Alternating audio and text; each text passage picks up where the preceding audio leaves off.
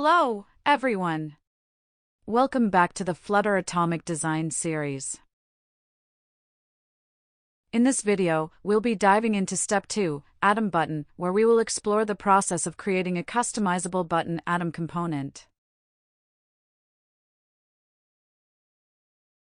Let's take a look at the final result of this step, where we have our button displayed in isolation, allowing us to manipulate its properties such as text and color. To ensure the integrity and encapsulation of each component, it's important to create dedicated classes or enums specific to that component. For instance, let's introduce an enum called button color, allowing our button to have predefined color options such as blue or orange. Our button component requires properties like text, onPressed, and color. To control the button size, we use a sized box that's constrained to the size of the image. Additionally, we utilize a stack widget to layer the background image behind a text button. The text button will have properties like rounded rectangle border for the button's shape, an onPressed callback, and a child text widget with limited lines and overflow handling.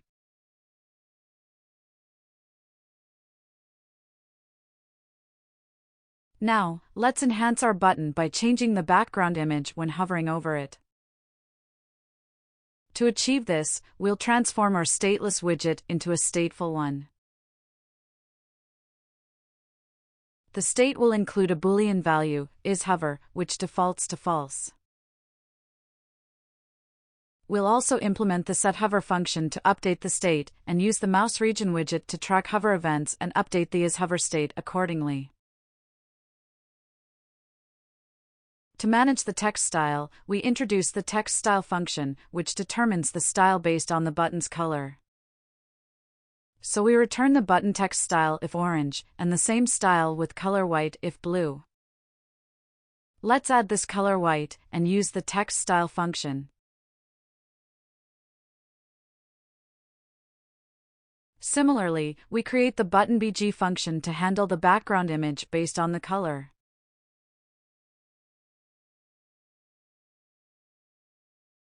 And with the isHover state available, we can dynamically determine the image to display based on the hover status. And use the button BG function. To visualize the property changes of our button, we use the dashbook context properties.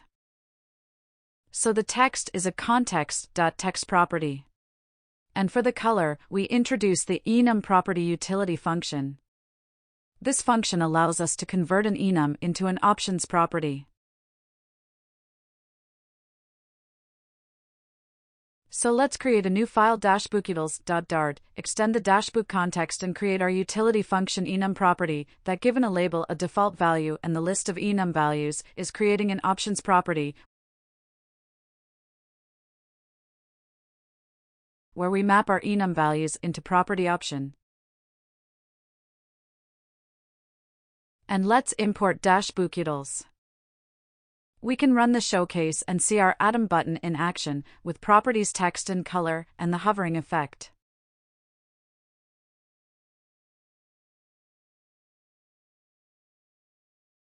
Let's see the design library in action from the main project by creating an app.dart file and putting our atom button there with some text. When we run the main project, we'll see our atom button displayed and functional within the application.